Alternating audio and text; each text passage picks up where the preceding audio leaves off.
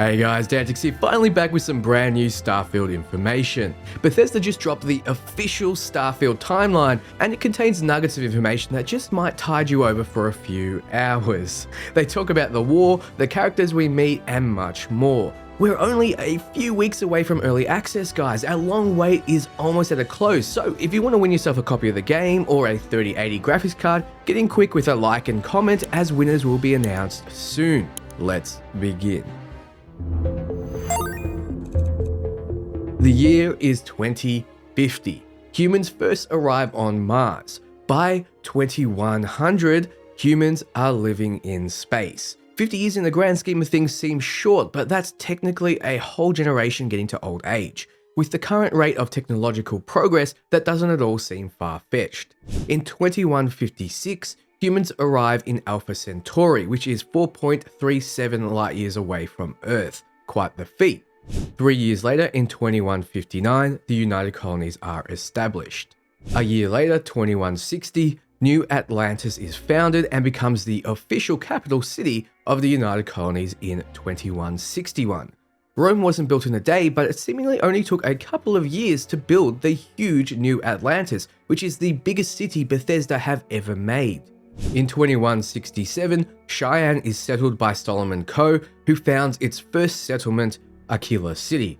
21 years later, in 2188, Coe invites either Vol 2 or Volai, I'm unsure, to join Cheyenne in a new alliance, the Free Star Collective.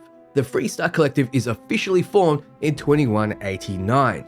What's important here is that the two factions, the United Colonies and the Free Star Collective, are established approximately 29 years apart. So ask any 30-year-old if they feel young.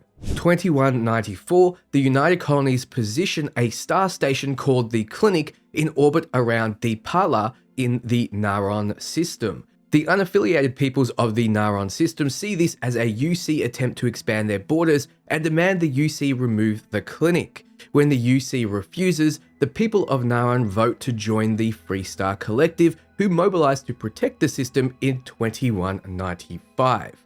So 2194 is 5 years after the Free Star Collective's formation.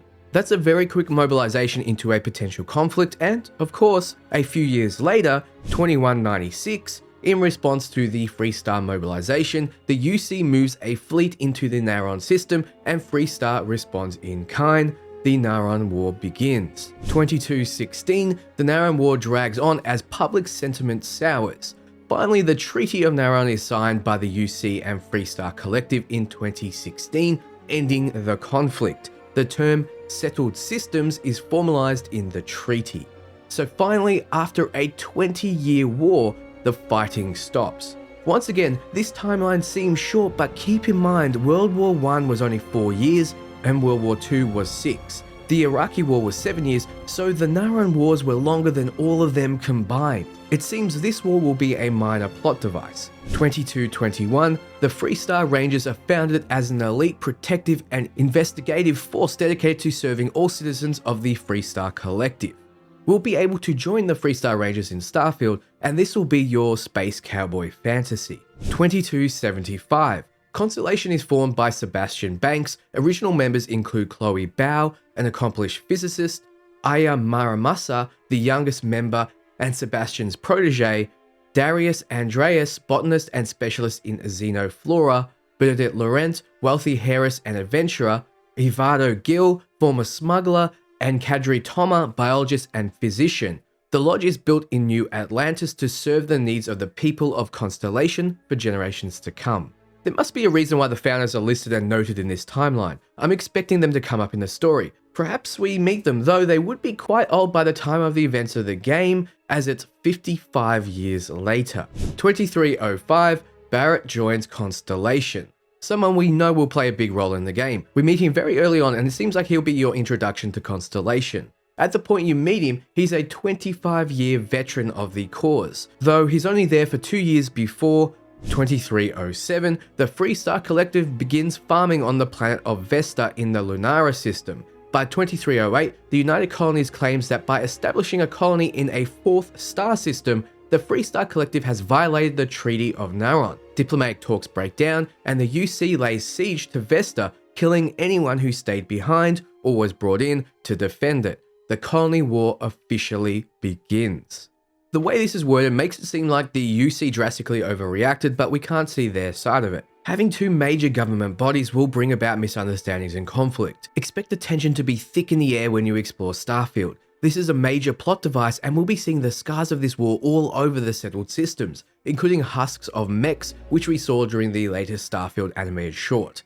The universe is tense, gritty, and run down after constant war. 2310. Constellation comes into possession of their first artifact and tucks it away in the Constellation archives.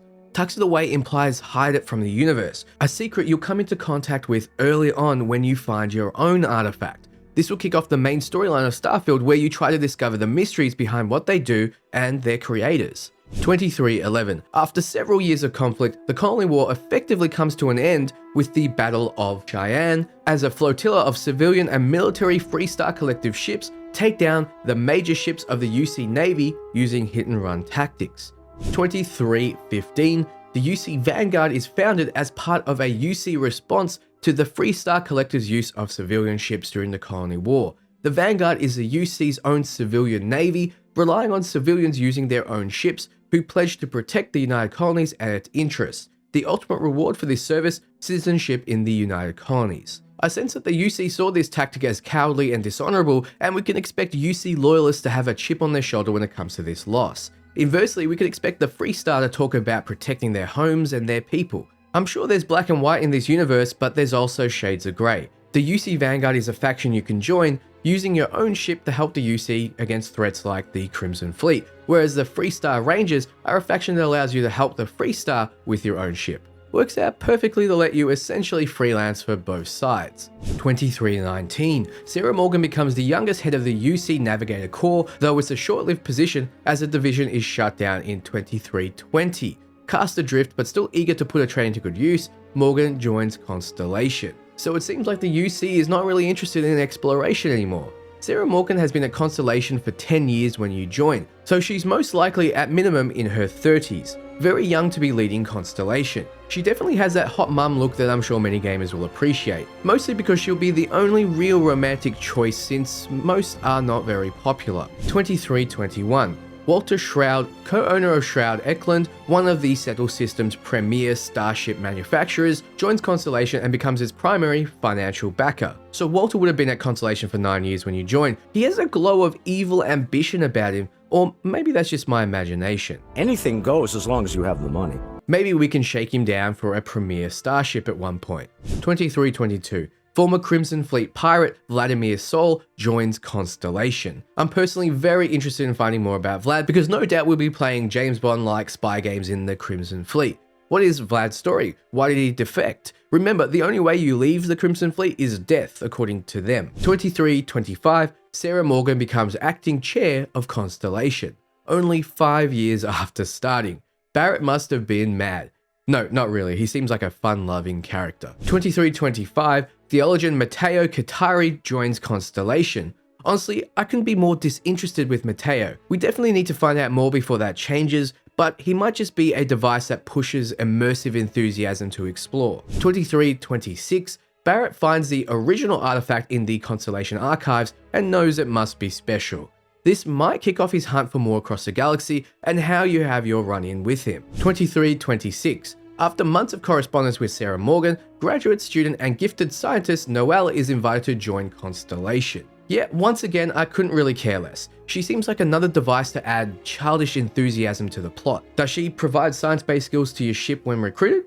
Most likely. Also, it seems like most fans consider both Noelle and Matteo a very unattractive prospect. Which is fine, but there are only seemingly a handful of romance options, and you'd want these options to be decent. 2327. Freestar Ranger Sam Coe and his daughter Cora join Constellation. Sam is your introduction to the Freestar Rangers. We have yet to get any information on his daughter, but Sam is a romance option and no doubt him and Sarah will be the most popular. 2328. Andrea joins Constellation. We also haven't got any information about Andrea, a mystery member, which is most intriguing. Hopefully we're getting someone interesting and a reason why they haven't told us more. 2328, Barrett convinces Constellation to purchase Star Station L868 and modify it to become a deep space scanner, nicknamed the Eye. This is mentioned in one of the cinematic trailers and will pick up strange anomalies for you to investigate. You can explore on board and it will no doubt lead into missions. Finally, 2330, Starfield begins, a full 280 years after humans first arrived on Mars. This is where the events of the game will kick off and obviously the most important part of the timeline begins. Thank you so much for watching. What did you think? Does it intrigue you? Let me know below. Once again, the competition is coming to a close soon, with the first winner being announced in the comments below this video, winning themselves a copy of Starfield, the 3080, the grand prize, and another copy of Starfield to be announced in a few days, so it's your last chance to comment and like my Starfield videos and sub for an entry. Good luck. Ciao, friends.